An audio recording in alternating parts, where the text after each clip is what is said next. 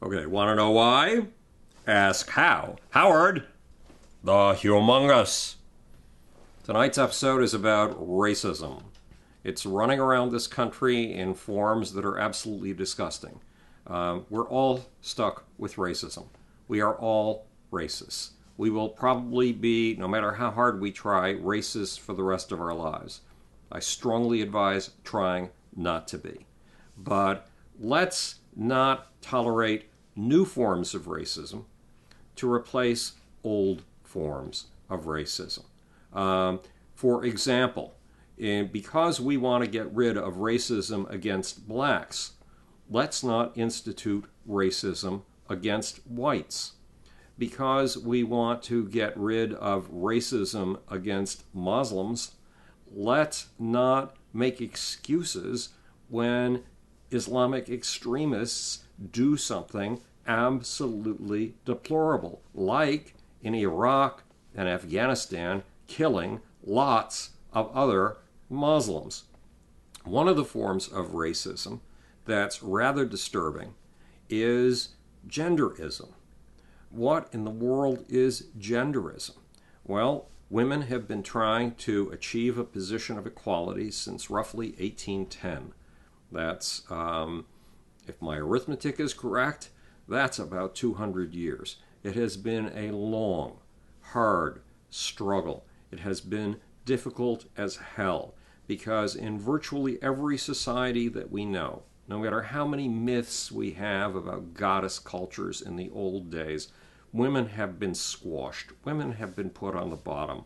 Women have been sent out to fetch the water, a process that could take hours and is back-breaking when you're hauling 40 pounds of water. Women have been set out to fetch the wood. Women have been put to work over the stove in an enclosed place where every bit of soot ends up in the woman's lungs.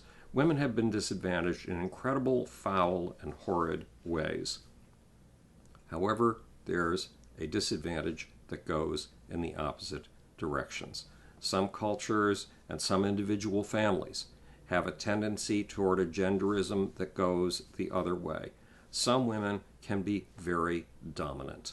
Some women can be very powerful. Some women can squash their husbands and the boys in their family like flies. How do I know this?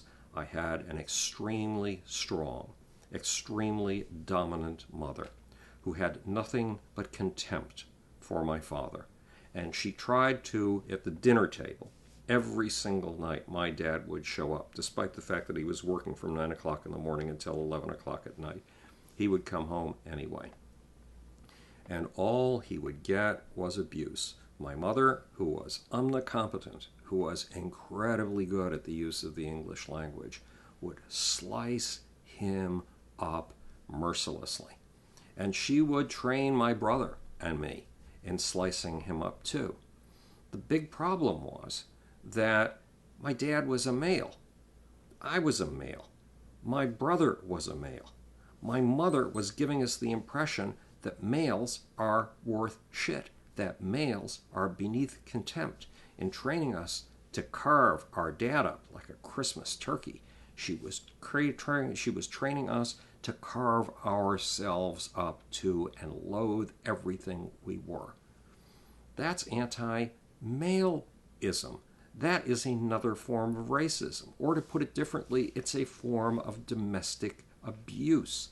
Now, when you and I are terribly opposed, as we should be, to domestic abuse, we have to recognize that not all domestic abuse is the abuse of men against women. Sometimes the people throwing plates against the wall and threatening physical violence are women. We have to be not just anti-men, not just anti-white, not just anti-whatever. We have to be pro-humanity. We have to be pro the rights of both the men and the women in the household.